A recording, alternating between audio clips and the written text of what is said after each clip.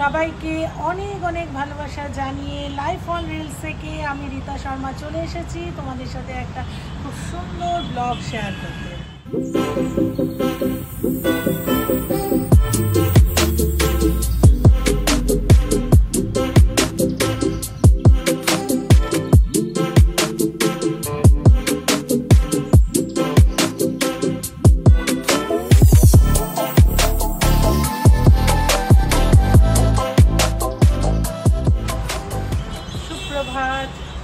সকাল সকাল চান টান করে রেডি হয়ে গেছি।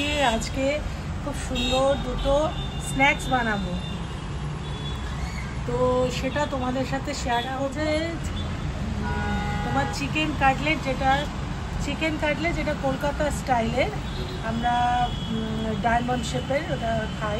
খুব আগেকার খুব আগে ডায়মন্ড শেপেরই কিন্তু চিকেন কাটলেট হতো, এখন কিন্তু ওই স্কোয়ার এরকম টাইপের হয়ে গেছে। তো আমি কোনোদিন ডায়মন্ড শেপের চিকেন কাটলেট করিনি, আজকে ফার্স্ট টাইম আমি ওই শেপটা দিয়ে করব। তো অবশ্যই তোমরা জানিও যে কীরকম লাগলো, দেখতে কীরকম হয়েছে, ডায়মন্ড শেপে হয়েছে কি না। তো তার সাথে সাথে এগুলো করে নিয়েছি কয়েকটা। আর অবশ্যই আজকে একটু চিকেন পকোড়াটা একটু অন্যরকমভাবে করব। নর্মালি আমার এখানে ফাস্টফুডে চিকেন যে চাইনিজ কুকটা রয়েছে, সে চাইনিজ স্টাইলের চিকেন পকোড়া করে, কিন্তু আমি দেখেছি যে একটু ইন্ডিয়ান স্টাইলে, আর কি বলবো, চিকেনের মধ্যে একটু পেঁয়াজ এই সমস্ত দিলে পকোড়াটা খুব ভালো লাগে খেতেও। আর আমি 2-3 বার করে দেখেছি, অল্প করে কোয়ান্টিটিতে করে দেখেছি, কাস্টমাররা ভীষণ পছন্দ হচ্ছে ওটা। তো আজকে ভাবলাম যে না, অনেকদিন পরে এইটা একটু টেস্টটা যাতে একটু পকোড়ার একটু চেঞ্জ হয়, তো সেইভাবে করেছি। তো পুরোটা তোমাদের সাথে শেয়ার করব। প্লিজ তোমরা কিন্তু পুরো ব্লগটা শেষ অবধি আমার সাথে থাকবে। আর যে দেখতেই পাচ্ছ আমার পেছনে এখানে কি সুন্দর ওয়েদারটা হয়ে রয়েছে, গরম আছে, বৃষ্টি হয়নি, ছিটে ফোটা মাঝে মাঝে বৃষ্টি হচ্ছে, কিন্তু গরম, ভালো গরম আছে। চান টান করে দেখো পুরো ঘেমে গেছি। তো কিন্তু ওয়েদারটা খুব ভালো লাগছে, মেঘলা মেঘলা রয়েছে। এটা ঘরে থাকার জন্য পারফেক্ট, কিন্তু বাইরে গিয়ে এখন প্রচণ্ড গরম। আজকে তোমাদের সাথে শেয়ার করব চিকেন কাটলেট, যেটা কলকাতার স্টাইলের, একদম বড় সাইজের হবে। এই যে এইরকম সাইজের ব্রেস্ট পিস থেকে আমি এখানে চিকেনটা ছোট ছোট করে কেটে নিয়েছি। এটাকে এখন মিক্সিতে কিমা মতন করে নেব। আর এখানে রয়েছে চিকেনের পকোড়ার জন্য, এখানে আরও চিকেনের পিস কাটছি সবে। তো এরকম পিস দিয়ে চিকেন পকোড়া হবে। চলো তাহলে দেখাই এখন কিভাবে কি করছি, তোমাদের সাথে শেয়ার করবো সব। পুরো ব্লগটা শেষ অবধি থেকেও তোমাদের সাথে শেয়ার করব কিভাবে কলকাতার কাটলেট যেটা হয় সেটা বানানোর, কীভাবে আমি কলকাতা স্টাইলে কাটলেট বানাচ্ছি সেটা তোমাদের সঙ্গে শেয়ার করব। চলো আগে এটা গ্রাইন্ড করি। এই যে কিমা করতে দিচ্ছি, তার সাথে কিছু কাঁচা লঙ্কা আর রসুন দিয়ে দেবো। রসুন দিয়ে এটাকে একটু ভালো করে দেবো। এটা ভালো করে এখন একটু পেস্ট করে নেব। এই যে দেখো সুন্দর পেস্ট হয়ে গেছে। আচ্ছা, এই হচ্ছে আমার চিকেন পকোড়ার পিস নিয়ে নিয়েছি। দেখো একদম মিডিয়াম সাইজে চিকেন পকোড়া নিয়ে নিয়েছি। এগুলো সব ভালোভাবে ওয়াশ করা হয়ে গেছে। এখানে আমি একটা ডিম ফাটিয়ে দিয়ে দিলাম। আর যা যা জিনিস তোমার দিচ্ছি সেগুলো হলো, এগুলো সব মেশাবো। এটা হচ্ছে চালের গুঁড়ো, এটা হচ্ছে কোনটা কি ভুলে গেলাম, আচ্ছা এটা হচ্ছে চাট মশলা, এটা হচ্ছে একটু করে চিকেন মশলা, এখানে গোলমরিচ আর চাট মশলা একসাথে মিক্সড করা রয়েছে।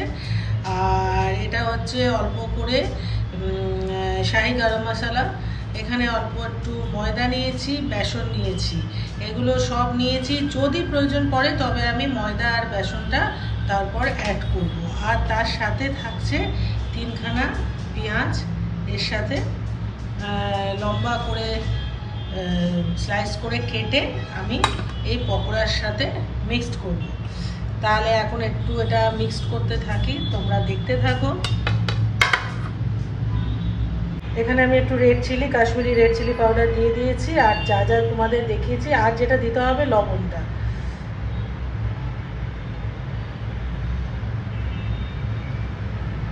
লবণটা এটা মাখার পরে একটু টেস্ট করে দেখে নেব যে আর লবণ লাগবে কি লাগবে না।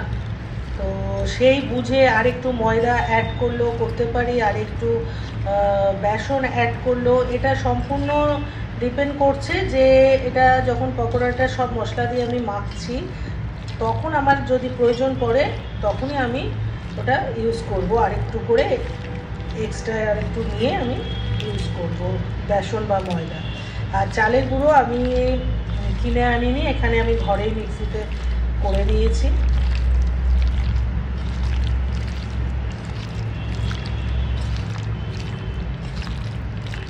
চলো এটা মেখে এখন আমি এটা পুরো ম্যারিনেট হবে, এখন প্রায় 2-3 ঘন্টা আমি রেখেই দেবো, কারণ এখন তো পকোড়া বানাবো না। তো যতক্ষণ ম্যারিনেট থাকবে ততই ভালো, জিনিসটা আর একটু বেশ মানে সফট হবে, মানে ওপর থেকে ভেতরটা জুসি হবে আর ওপরটা ক্রাঞ্চি হবে। ব্যাপারটা ঠিক এরকমভাবে করতে হবে। এবার চিকেন কাটলেটটা ম্যারিনেশনটা তোমাদের দেখাচ্ছি। এখানে আমি একটুখানি ধনে, অল্প একটু ধনে একটু হাতেই একটু গুঁড়ো করে এর ওপরে দিয়ে দিলাম। দিয়ে দাও, পুরোটা দিয়ে দাও, পুরো গুঁড়ো হয়েছে। আর জোয়ান, ওটাকেও হাতে হাতে হাতে একটুখানি রগড়িয়ে নিয়ে, এটা আমি কর্তামশাইকে দিয়ে করাচ্ছি, কারণ এই ধনেটা ঠিক আছে। এবার তুমি যাও, এই ধনেটা এত শক্ত থাকে আমার আর হয় না। এটা গুঁড়ো দিতেই পারতাম, কিন্তু এই যে ডাস্ট একটু একটু খোলা খোলা এরকম থাকে, এটাতে কিন্তু আর একটু টেস্টটা আসে। যাই হোক, এখানে আমি চাট মশলা দিয়েছি, গোলমরিচের গুঁড়ো দিয়েছি মানে ব্ল্যাক পেপারটা, একটু সল্ট দিয়েছি, আর এখান থেকে একটু ব্রেড ক্রাম দেবো, অল্প করে ব্রেড ক্রাম, অল্প করেই বানাচ্ছি তার জন্য অল্প অল্প করে দিচ্ছি। ব্রেড ক্রাম দিয়েছি, আর দিয়ে দেব পেঁয়াজের ছোটো ছোটো করে কাটা পেঁয়াজ। ধনেপাতা থাকলে ধনেপাতাও দেওয়া যায়, কিন্তু আমার কাছে এই মুহূর্তে ধনেপাতা নেই, তার জন্য আমি এখানে সামান্য একটু কসুরি মেথি দিয়ে দেবো।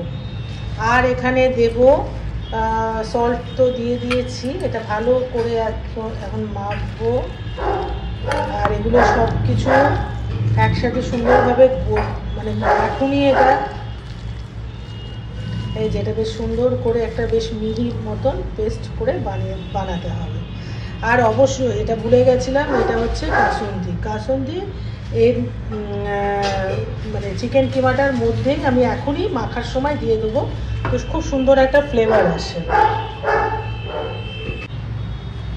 এখন দুটো ডিম নিয়ে নিয়েছি, এই ডিমের মধ্যে অল্প একটু লবণ আর গোলমরিচের গুঁড়ো দিয়ে এটাকে ফেটিয়ে রাখবো। আর তার সাথে সাথে এখানে নিয়ে নিয়েছি ব্রেড ক্রাম নিয়েছি, আর এটাকে এবার সুন্দর করে শেপ দেবো। এই যে আমি হাতে প্রথমে একটু জল নিয়ে নিয়েছি,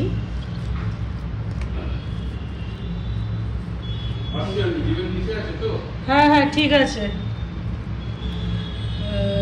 জল নিয়ে নিয়েছি। জল নিয়ে এটাকে এখন আমি বেশ কিছুটা নিয়ে নেব, কারণ এটা বড় সাইজের করব, তার জন্য অনেকটাই নেব।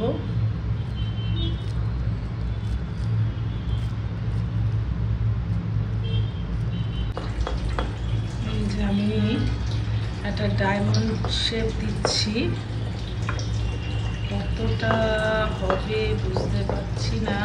এই শেপের আমি আগে করিনি, এমনি যেরকম নর্মাল কাটলেটের শেপ হয় স্কোয়ারের, সেটা করেছি, বড় করেছি, মিডিয়াম সাইজের করেছি, কিন্তু এই ডায়মন্ড শেপটা আজকে করছি। ঠিক আছে চলো, এবার এটা প্রথমে এইখানে ডিমের মধ্যে আমি এই ফ্ল্যাট যেটা নিয়ে নিয়েছি, তাতে কেননা এটা বড় সাইজ বলে বাটির মধ্যে বসবে না, তার জন্য এখানে আগে ভেজাবো, দুবার করে কোটিং করব, তারপর এখানে দেবো। প্রথমে একটা করি, তারপর তোমাদেরকে দেখাচ্ছি। এই যে এটাকে করে এইখানে প্রথমে ডিমের এটায় চুবিয়ে দিলাম। খুব নরম তো, ওটাতে মানে যত্ন সহকারে করতে হচ্ছে। এরপর এটাকে সাথে সাথে দিয়ে দেব এখানে। অলরেডি এখানে আমি একটা করেছি, এই দেখো একটা করেছি, খুব সুন্দরভাবেই করেছি। এটা দিয়ে প্রথমে একবার আমি হাতটা ধুয়ে নিয়েছিলাম, কেননা ডিমের এটা লাগলেই না এটা এই যে কিছু কিছু জায়গায় এরকম শক্ত হয়ে যায়।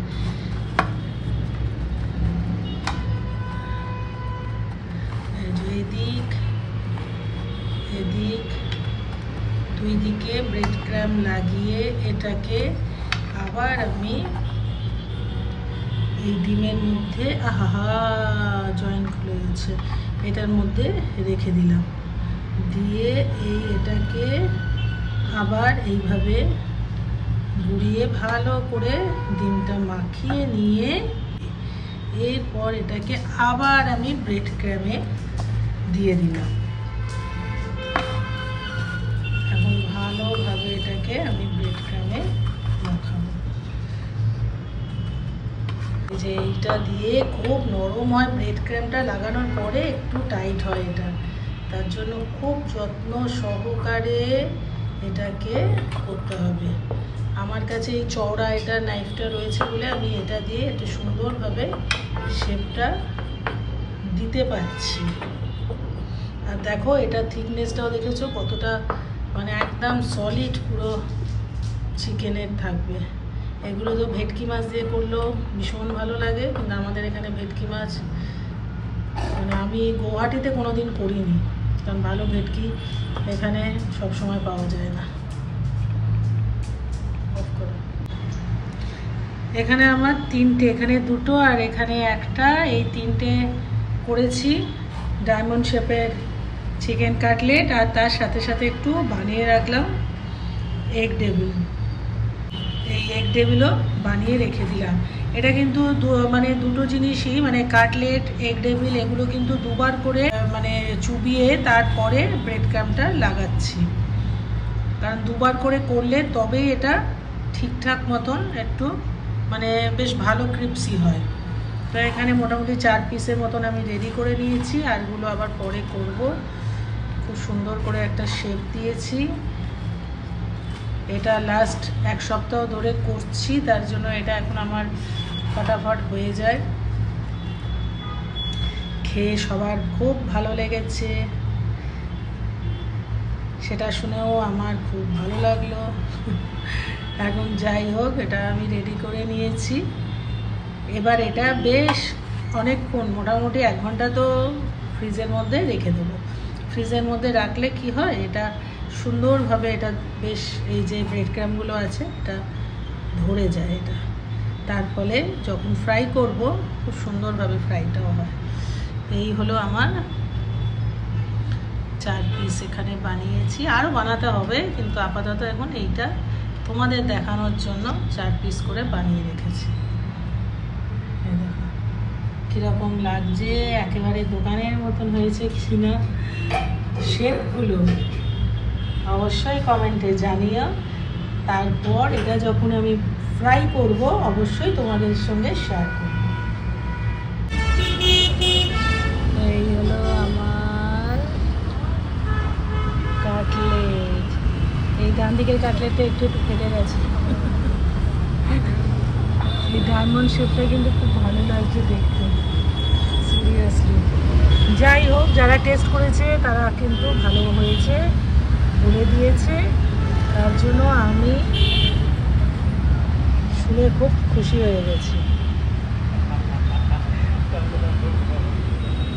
এই হলো আমার চিকেন কাটলেট। তোমাদের কেমন লেগেছে অবশ্যই কমেন্টে জানিও। কীরকম লেগেছে তোমাদের এই চিকেন কাটলেট অবশ্যই জানিও। এত গরমের মধ্যে আমাদের এখানে কিন্তু বৃষ্টি হচ্ছে না, একদমই বৃষ্টি হচ্ছে না। আর এটা আমার অর্ডারের ছিল, তার জন্য প্রথম দিনই মানে আমি চিকেন কাটলেট করেছি আগে, কিন্তু এরকম ডায়মন্ড শেপ দিইনি কোনো সময়। তো আজকে বেশ করলাম, একটু বড় হয়ে যায় তো সাইজে, ওটা একটু ম্যানেজ করাটা কিন্তু একটা ব্যাপার আছে, ম্যানেজ করার একটা ব্যাপার আছে যাতে ভেঙে না যায়। তাও আমার এতগুলোর মধ্যে একটা একটু হয়ে গেছে আর কি, একটু ভেঙে গেছে। যাই হোক, ফ্রাই করার সময় ওটা আবার আমি ঠিক একটু করে নিয়েছি, ঠিকঠাক করে নিয়েছি। কীরকম লাগছে তোমাদের অবশ্যই আমাকে জানিও। আর যারা এখনও অবধি আমার চ্যানেলটাকে সাবস্ক্রাইব করোনি তারা প্লিজ চ্যানেলটাকে সাবস্ক্রাইব করে দিও যদি তোমাদের ভালো লেগে থাকে। আর মাঝে মাঝেই আমি চলে আসি একটু রান্নার রেসিপি নিয়ে। এখন দেখতেই পাচ্ছ এদিকে আমার সাইকেল, এদিকে আমি স্টোরের মধ্যে রয়েছি, সুতরাং এইসবের মধ্যেই একটু ছোট ছোট করে ব্লগ করি, রিলস করি। যাই হোক, গরমে সবাই খুব ভালো থেকো। তোমাদের মানে ওয়েস্ট বেঙ্গলের দিকে খুব বৃষ্টি হচ্ছে, এটা শুনলাম লাস্ট 3-4 দিন ধরে। আমাদের এখানে প্রচণ্ড গরম, মেঘলা করে রয়েছে, কিন্তু কোনো বৃষ্টি কিচ্ছু নেই। যাই হোক, সবাই খুব ভালো থেকো, সুস্থ থেকো, টাটা।